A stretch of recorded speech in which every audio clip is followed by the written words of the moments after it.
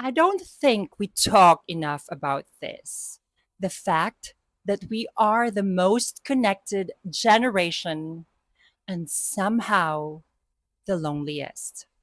Hi, my name is Casey Kulin Lim, and welcome to Soft Heart, Sharp Mind, a conversation that is quiet and profound. Today is a very special one because I'm being joined by special guests. Come and sit with me. Hello, guys. Welcome to Soft Heart, Sharp Mind. Thank you so much for taking time to be in this special episode. Would you like to introduce yourselves to our audience, please? Yes, of course. Mabuhay! Hi, everybody. My name is Monica Espinosa Cantino, and I'm representing Glasgow and Pangasinan province as well. Hello everyone, mabuhay. I'm Philip Lee Inderes Macalisang. I am representing Mr. Filipinas Royalties 2026 Surrey and Surigao City in the Philippines. Thank you for having me here, Casey. Welcome, welcome, guys. I'm really happy because it is our first time to actually do a live interview for the podcast. I've been wanting to do it for a very long time, and what a perfect way to do it with the Royalties UK. I know you've got such a busy schedule and your coronation night is coming, but today I want to pick your brain on something. It's just because I know you probably always ask about pageant questions, and I want to divert away from that side because I know you've got more to offer than just your typical pageant question. What do you think are the pros and cons of modern digital technology and social media? It's a very hot topic, and I really want to pick your brains and your opinion about it. Can we start with you, Monica? First of all, I want to say thank you so much for having me on the podcast. It's truly a privilege and an honor to be the first guest on the podcast. And this is such an interesting question because, of course, many of us are now living in an era, in the digital era, really, and we can't escape it. It's part of who we are today, and it's such a valuable tool for us to all connect. We've all connected through social media, and it's Mm-hmm. such an amazing tool to connect with other people, especially other Filipinos in our community in the UK, but also abroad. But that also comes with its downsides of, perhaps society, going on social media a lot, doom scrolling. We perhaps waste a lot of time. There is some content online nowadays that perhaps can harm the youth as well. So we need to be really careful of the stuff that we put out there and to make sure that we are, putting out information that is going to help other people and that we're a positive influence on others, and Yes. hopefully we can inspire other people through that and inspire the youth and other people. That's So very beautiful, Monica. I think there's always the good and the bad side. It depends on mm, like how we use this kinds of technology. Phil, you know the Philippines is actually the number one user of Facebook all over the world. It has also been a place where fake news have been rampant online. What's your take on that?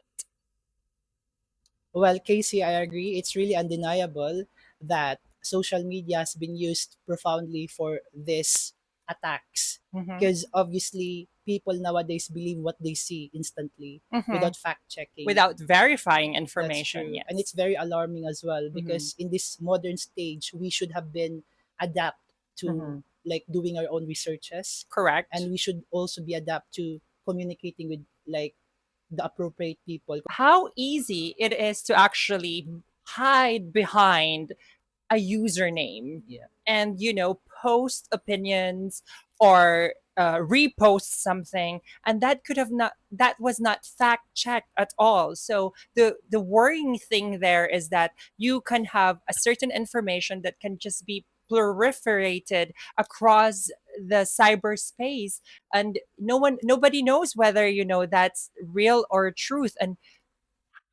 artificial intelligence nowadays, how modern and how sophisticated it is. Do you think using artificial intelligence is a good or a bad thing? I think AI comes with its benefits, but also its cons.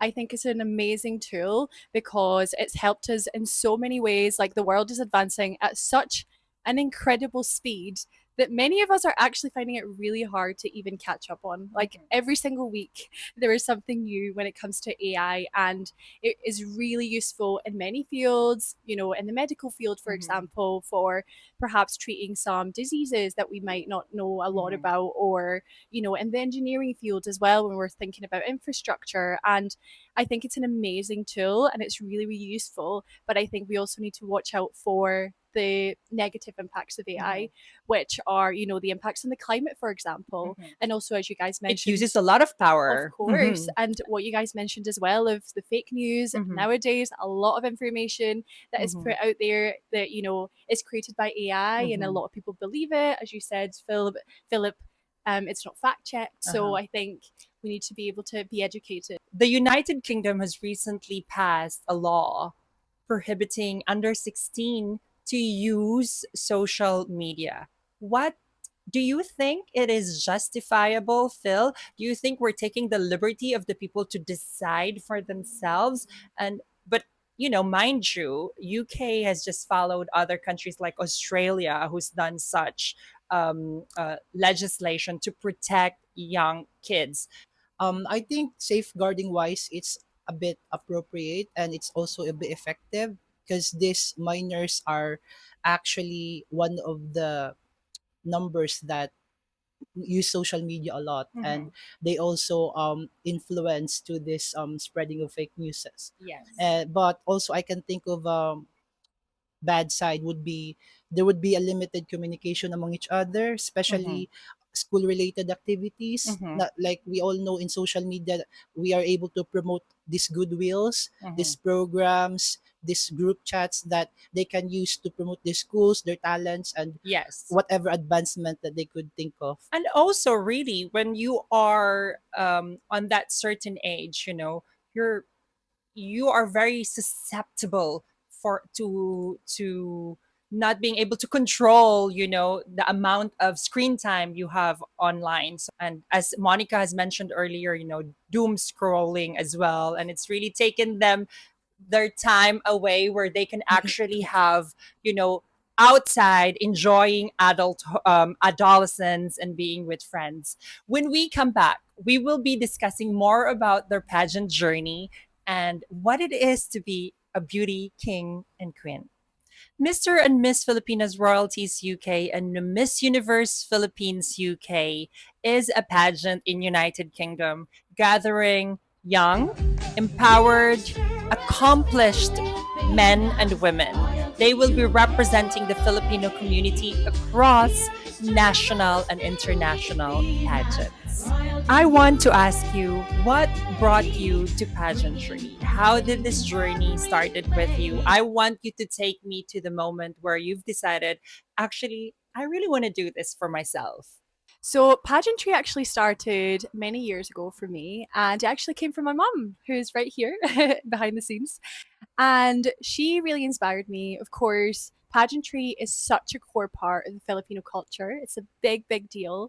And ever since I was really young, my mom always told me, you should participate in Miss Universe. Go for it, Yes. Monica. And I always thought, Mom, I don't know if it's for me. I don't know, if I would be good at it. I'm not the best. Self Yeah, sabotaging. self-sabotaging, self-doubting. And for a really long time, she was there. We would watch Catriona Gray, Pia Wurtzbach. We would watch them on the Miss Universe stage. And she always thought, Monica, go for it. You're really smart. You're beautiful. And I told her, Mom, thank you so much, but I don't know if it's for me. And this year, I felt really, really empowered. After going through a lot of changes in my personal life, I thought, you know what? It's never too late to go for it. And I thought, you know what? Now I'm just newly turned 26. And I thought, this is my time to just go for Yes. it, give it a go. It's my first pageant. I've never done it before, but I've grown a lot throughout this journey. Yes. And I'm just really grateful for the Mr. and Miss Royalties family as well for how empowering and encouraging you guys have been, supporting all of us here. And I just love the journey that I'm in, and I'm excited to see kind of how I feel on the coronation day. Said that Yeah. pageantry is about self transformation, and the person who goes through that step, of realizing their fullest potential, I think always the person that becomes very victorious. So, very best of luck for you, Monica. And of course, we're going to discuss more about your pageant journey. How about you, Phil? How did you decide, actually, I'm a nurse, but at the same time, I want to do this? Honestly speaking, I came here in the UK for practical reasons. This is to help my family financially. So I think most of us can relate to this situation right here. And then, as soon as I got my ILR, which Mm-hmm. is the visa status, because I Mm-hmm. used to be just limited to just, work as a nurse. That's why Yes. I wasn't able to really venture out with different, you know, Not a lot of people could understand that, right? Because, for example, for Monica or for other people who've been born and raised in the UK, they don't have to go through the visa requirements, which can actually really be a lot of work for overseas workers. Sorry to cut you off. yeah, Yes. sorry. So just to explain a bit on that, so if I just pursued, doing other stuff aside from nursing way back, there is a chance that I'll get deported. So that's the very reason why I just you like, want to you yeah. want to hide, you want no, because Filipinos, we're so honest, Yeah, people, we're so kind, we're so honest. That's why we make the best, hospital workers and yeah, carers. true. Because of that, we're naturally kind people, and therefore, you don't want to make anything beyond your Scope. your yeah your visa allowances and the rules and regulations. So that Yeah. I could totally agree with you. Now, when I had my ILR, I just, realized like, I've been doing nursing in the UK for quite a while, like around 6 years. And a lot of people are actually like encouraging me to do other stuff, such as singing, modeling, or, going into show business. Mhm. I used to be as well a Mr. Nursing back when I was very much cute. But then now, You are still cute, so that was Phil. like 2012, I think so, and I won first runner up. Uh, When I learned about the screening, initially I wasn't really keen to join right away. I just want to know the whereabouts. I wasn't like expecting to be seated with these queens, with these organizers, and yes. I just really toughened myself up. Like, Uh-huh. sit down there. You're already there. Uh-huh. Don't be an Hmm. embarrassment to your family or to yourself. Yeah. This is something that we've been really conscious about as an organization. Obviously, I'm part of the team. For those who doesn't know, I'm the vice president of the Mr. and Miss Filipinas Royalties UK. And we've always, well, the goal was to always elevate pageantry in the UK. In the Philippines, pageantry is a stepping forward towards a different career. If you're given the opportunity to win in one of the titles for the Mr. and Miss Filipinas Royalties UK, what would be your dream and your goal to do that? I think it would be such an honor and such a privilege if I were given the title of Mr. and Miss Filipinas Royalties UK for Mm-hmm. this year, 2026. I think, first of all, I have such a huge passion for helping the youth and giving them access to education because I've been very, very privileged and lucky to be given an education, something that a lot of my family perhaps didn't get because they were fighting and they were they were fighting for a better life to give Working very hard. exactly the Mm-hmm. future generations. And I'm in a position where I feel very lucky and I want to be able to give that back. And someone who's got an engineering background, someone who's worked at a lot of top engineering consultancies, and I've had a really great education. I know the importance of having that access to education and Yes. being able to give that to young people because they really Yes. truly deserve that, and it can really propel them forward in their life and give them those opportunities to be able to give and feedback to their own families as Mm-hmm. well. Without education, it's really, really hard to be able to progress in life. And we're here all today, we're all very Mm-hmm. lucky to be able to communicate and sit in this podcast and share our thoughts and ideas Mm-hmm. about this pageant and our world views as well. So truly, truly, I just hope to help young people. And I do that today here in the Mm-hmm. UK, working with the largest youth charity, the King's Trust, and I'm very lucky and fortunate to be in that role. And I hope to be able to use my education and my knowledge and skills to young I have people a in the follow up Philippines. question, Monica, because I know you've met King Charles himself. Yes. How was that experience for you? Yes, so truly it was such an honor to Hmm. be privately invited to Buckingham Palace. Yeah. And Wow. yes, Well and I done. got the golden invitation and everything. So Hmm. it was truly an honor because it's very rare and such a privilege to be able to be in the grounds and meet so many amazing people. I got to meet, yeah, the king himself and many of, the royal members of the family as well, and some other like very influential people. Actually, I Hmm. was networking, so it was a Good for you. very, very good opportunity. Yeah. Well done. Congratulations, Monica, for all the accomplishments. And I truly feel that no matter what this pageant journey takes you, wherever it takes you, I think the most important is realizing what's your core and what's your message behind this. And truly, that will guide you towards success because the pageant, the crown in itself, is just a crown. It's what's the purpose and your heart to serve others makes the crown even more brighter. Phil, my question to you, Phil, is that there's been a lot of controversies in the Philippines regarding what it is to be a Filipino moved to the United Kingdom for a greener pasture. Do you think that makes you less as a Filipino leaving the Philippines where you could have been a nurse and help our impoverished Filipino brothers and sisters, but yet, you've chosen to go outside the Philippines, earn more pounds, and serve another country. Well, honestly speaking, I wouldn't be very fake here. I am not full-blooded Filipino. So my dad is actually quarter Chinese. My grandfather is full Chinese. On my mother's side as well, they have Spanish ancestry. But I still consider myself Filipino. And that's why I carry the values of being a Filipino, such as, putting family first. That's Yes, that's the very reason why I came in the UK, to work as hard as I can to provide a better life for my family back home. So now, yeah, a bit ironic that they will say, "Oh, you're here for a greener pasture," but they don't know the struggles that we endure correct. all those years. That's why in my previous story, I wasn't able to do a lot of other things because I was stuck to being a nurse because of visa restrictions.